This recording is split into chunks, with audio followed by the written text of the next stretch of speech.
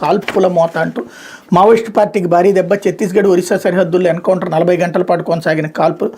అట్లాగే ఉత్తర్వులు ఉప్పెన అంటూ అమెరికాలో జన్మతః పౌరసత్వంపై వేటు. అమెరికా అధ్యక్షుడిగా రెండోసారి బాధ్యత చేపట్టిన డొనాల్డ్ ట్రంప్ మొదటి రోజే ఉత్తర్వులు వర్షం కురిపించారు. ఆ దేశ చరిత్రలో మునుపెన్నడూ లేని విధంగా తొలి రోజే డజన్ల కొద్ది ఎగ్జిక్యూటివ్ ఆర్డర్లతో సంచలనం సృష్టించారు. అందులో ప్రధానమైన అమెరికాలో పుట్టిన వారికి ఆటోమేటిక్గా పౌరసత్వాన్ని ప్రసాదించి హక్కును రద్దు చేసే ఉత్తర్వు. ఉద్యోగాల నిమిత్తం అమెరికాలో ఉంటూ ఆ గడ్డపై పుట్టే తమ పిల్లలకైనా పౌరసత్వం దక్కుతుందని ఆశిస్తున్న లక్షలాది మంది ప్రవాస భారతీయులకి ఉత్తర్వులు అసినిపాతమే. అదొక్కటే కాదు, ఇంధన రంగం, పర్యావరణ రంగానికి సంబంధించి వాటి నుంచి వైదొలిగారు అన్నటువంటి వార్తని హైలైట్ చేశారు. అయితే ఏపీకి 2 అంటూ దిగ్గజ సంస్థలకు చంద్రబాబు ఆహ్వానం.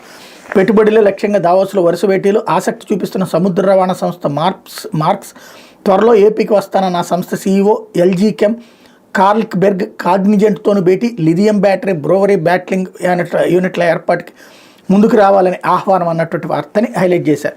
పెట్టుబడులు రాకే రాష్ట్రం సానుకూలం అంటూ భావనపాడుని పెట్రోకెమికల్ హబ్గా మారుద్దాం. మిట్టల్ గ్రూప్ చైర్మన్ లక్ష్మీ మిట్టల్కు ప్రతిపాదన. ఏపీలో జెడెఫ్ ఫాక్స్కాన్ యూనిట్ పెట్టండి. ఆ సంస్థ సీఈఓ ఐకి డోర్ఫ్కి మంత్రి వినతి. Mastercard, Cisco, Cargill, DHL, Uber, Ernst Young, దసాల్ట్లకి ఆహ్వానం.